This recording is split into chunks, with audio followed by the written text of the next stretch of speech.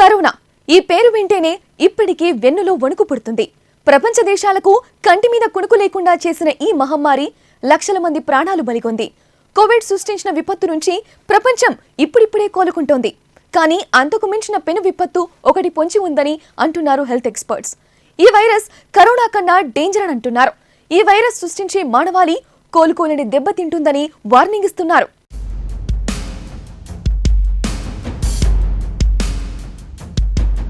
Bird flu ఈ virus గురించి అప్పుడప్పుడు వింటూనే ఉన్నాం.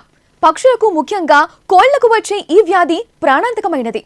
దీన్ని నివారించేందుకు చర్యలు తీసుకుంటున్న ఈ వైరస్ రూపు మార్చుకుంటూ మానవాళికి సవాల్ విసురుతోంది. తాజాగా బర్డ్ ఫ్లూలో H5N1 స్ట్రెయిన్ మనిషి మనుగడకు సవాల్ విసురుతోంది.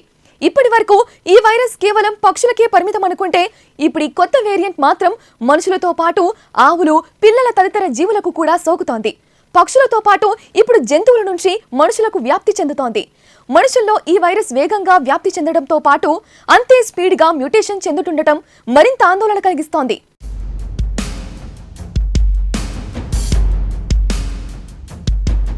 అమెరికాలోని పలు ప్రాంతాల్లో జంతువుల్లో బర్డ్ ఫ్లూ H5N1 వైరస్ వేగంగా వ్యాప్తి చెందుతోంది. టెక్సాస్లోని ఓ డైరీ ఫామ్లో పనిచేసే 5 వ్యక్తులకు ఈ వైరస్ సోకినట్లు గుర్తించారు.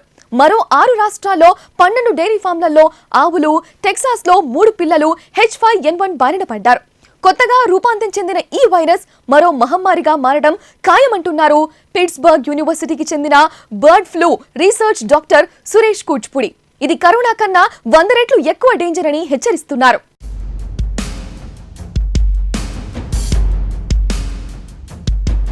వరల్డ్ హెల్త్ ఆర్గనైజేషన్ డేటా ప్రకారం 2003 నుంచి ఇప్పటి వరకు H5N1 మరణాల రేటు 52% ఉంది. కోవిడ్ మరణాల రేటుతో పోల్చితే ఇది చాలా ఎక్కువ. ఈ లెక్కన బర్డ్ ఫ్లూ కొత్త స్ట్రెయిన్ తీవ్రత ఏ మేరకు ఉంటుందో అర్థం చేసుకోవచ్చు. 2020 నుంచి నమోదైన కేసులను పరిశీలిస్తే H5N1 వైరస్ సోకిన వారిలో 30% మంది మృత్యువాత పడ్డారని అధికారిక లెక్కలు చెబుతున్నాయి.